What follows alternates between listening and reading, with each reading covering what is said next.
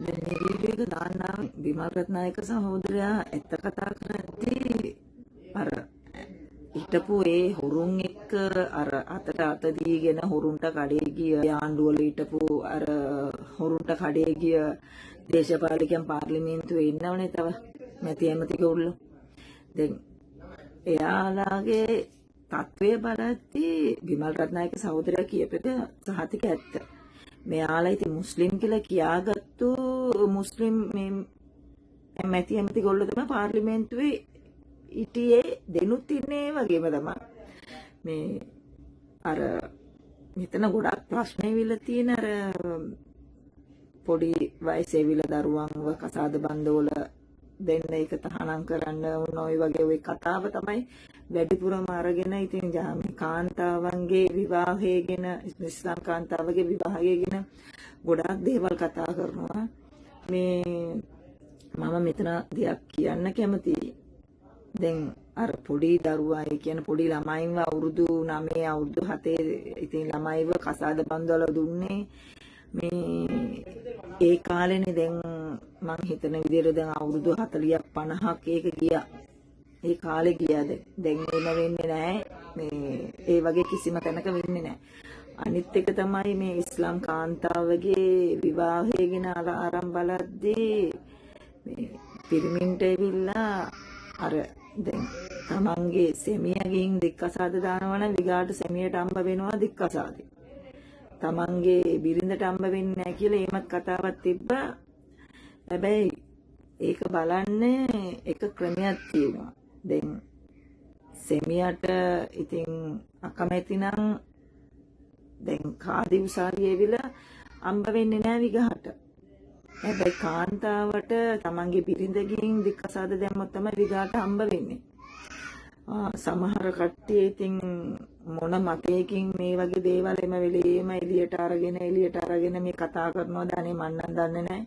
මේ අර හිටපු පෞගිය ආණ්ඩුවල හිටපු මුස්ලිම් කියලා කියාගත්තු මේ දේශපාලකයන්ට ඉතින් ඒ ගැන කිසිම මුස්ලිම් ජනතාව ගැන කිසිම මේ කැක්කුමක් නැහැ, රුදාවක් නැහැ කියලා කිව්වොත් එයාලට අවශ්‍ය තිබ්බේ විල පාර්ලිමේන්තුවට ගිහින් එයාලට අවශ්‍ය දේවල් කරගන්න මුස්ලිම් ජනතාව වෙනුවෙන් මේ විල කතා කරන්න එයාලට අවශ්‍ය නැහැ. ඉතින් මුස්ලිම් ජනතාවට ප්‍රශ්න 100ක් තියෙනවනේ. ඒ ප්‍රශ්න 100න් එවිලා මෙයාලා කතා කරන ප්‍රශ්න දෙකයි. අනිත් එක එයාලගේ ප්‍රශ්න කතා කරන මෙතන වෙලාවමද.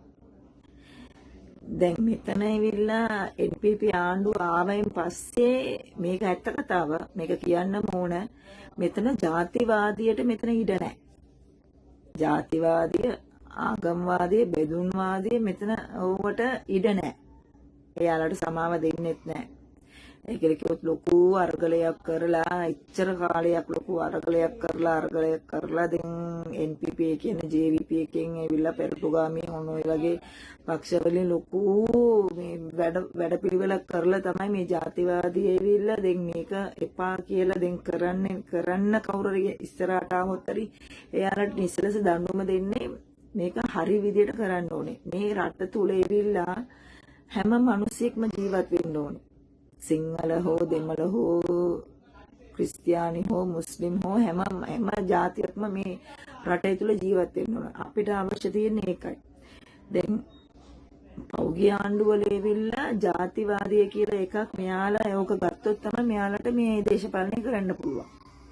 හැබැයි NPP එකෙන් එවිල්ලා ඒව හිතන්නේ නැහැ. එයාලා රට ගෙනම විතරයි එයාලා හිතන්නේ. රට එවිල්ලා හොඳ තැනකට ගෙනියන්න තමයි මෙච්චර මාන්සි වෙන්නේ. එහෙම තියෙද්දී අපේ දැන් ඉස්ලාම් කියලා ඉතින් කියාගෙන ඉන්න දැන් අපේ මැතිගොල්ලෝ අදටත් ඉන්නවා පාර්ලිමේන්තුවේ තුල. එයාලට අවශ්‍ය තියෙන්නේ මොකක් හරි ජාතිවාදියක් වපුරලා මුස්ලිම් ජනතාවගේ හිත ඇතුළට එවිලා වෛරය ඇති කරන්න. දැන් මේක ඇවිල්ලා මුස්ලිම් ජනතාවට සිංහල ජනතාවන්ගෙන් ඇවිල්ලා ප්‍රහාරයක් එල්ල වෙනවා කියලා කියපු ගමන්ම එතනින් ඇවිල්ලා බෙදුම්වාදී ඇති වෙනවා. ඊට පස්සේ බෙදුම්වාදී ඇති වෙච්ච ගමන්ම මේ දේශපාලකයන්ට ඒකේ විල මාර පට්ට චූන් එක. ඒ බෙදුම්වාදේ තියාගෙන ජාතිවාදේ වපුර තියාගත්ත තමයි උන්ට අර පාර්ලිමේන්තුවේ පුටුව අල්ලගෙන ඉන්න පුළුවන්. අපේ ජනතාව පොඩ්ඩක් කල්පනා කරන්න ඕනේ මේ නෝම්බි කාලේ ඉවිල්ලා මොකක් හරි දෙයක් ප්‍රශ්නයක් දාලා මුස්ලිම් ජනතාවට ඇවිල්ලා මොකක් හරි පැත්තකින් ඇවිල්ලා හිරියරේ කරන්නම තමයි හැම දේශපාලකයෙක්ගේම හිත ඇතුලේ මේ මෙතන තුළුවේ තියාගෙන ඉන්නේ ඒකයි. එතකොට දැන් අපි කල්පනා කරන්න ඕන අපේ මුස්ලිම් ජනතාව කල්පනා කරන්න ඕනේ අපි මෙච්චර කාලයක් කොහොමද අපි මේ ලංකාව තුල ජීවත් වුනේ. අපිට ඇත්තටම අපිට නිදහසක් තිබ්බනේ නැතුව නෙමෙයිනේ.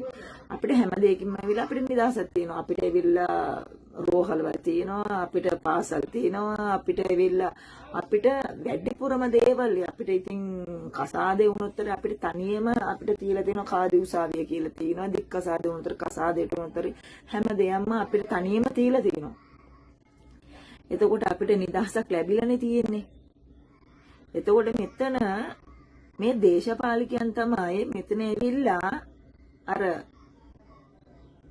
පත්තු කරන්නේ. ඒ කියන්නේ තිරපත්තු කරනවා මෙයාලා. අර ටයිම් බෝම් එක පත්තු කරනවා සිංහල ජනතාව, දෙමළ ජනතාව, මුස්ලිම් ජනතාව, ක්‍රිස්තියානි ජනතාව අතරේ වෙල ප්‍රශ්නයක් ඇති කරන්න. එතකොට මෙයාලා බැදෙනවා දෙපැත්තටම බැදිලා ඉන්නේ. එතකොට මෙයාලට ඇවිල්ලා ඉතින් මුස්ලිම් ආවිගින් ඡන්ද ටික ඔක්කොම ගන්න පුළුවන්. ඡන්ද ටික අරගෙන කවුරු හරි කෙනෙක් කියලා පාර්ලිමේන්තුවට යනවා. පාර්ලිමේන්තුවට ගියායින් පස්සේ එයාලා සමහර දේවල් ඉතින් කරලා දෙනවා නැතුවත් නෙමෙයි.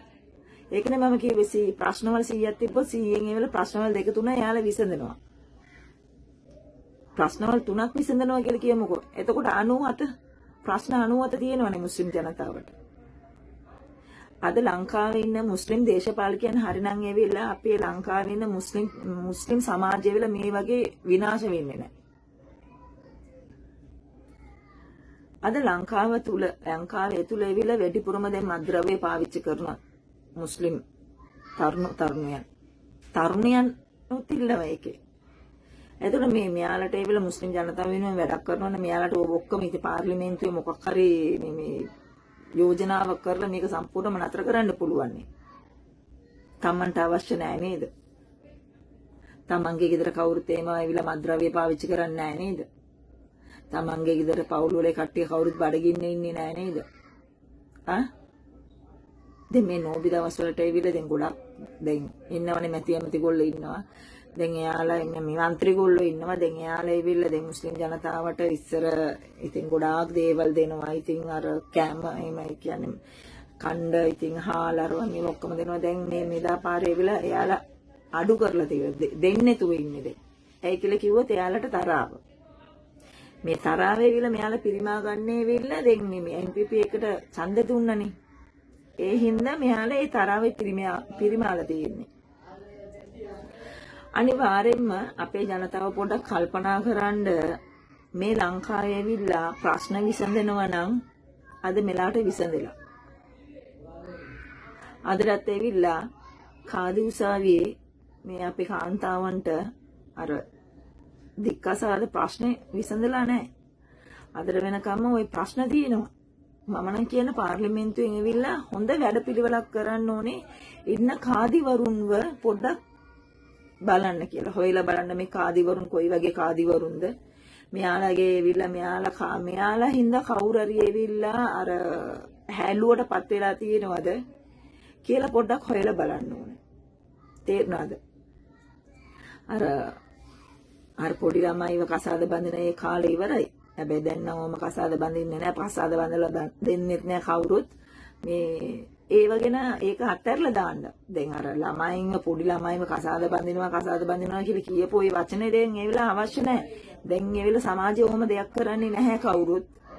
මේ ඒ කාලේ ඉඳලා මේ විලා මුස්ලිම් වරුන් විතරක් නෙමෙයි මේ පොඩි වයසේ විලා කසාද බැඳලා තියෙනවා. හැම ජාතියෙම කට්ටිය එහෙම බැඳලා තියෙනවා.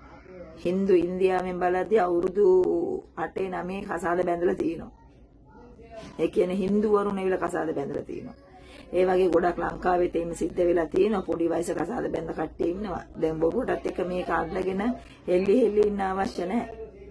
ඒ කිලුවත් අපේ මැති ඇමති ගොල්ලෝ හරි නැහැ මුලින්ම. මෙයාලා හරින මේම වෙන්නේ නැහැ.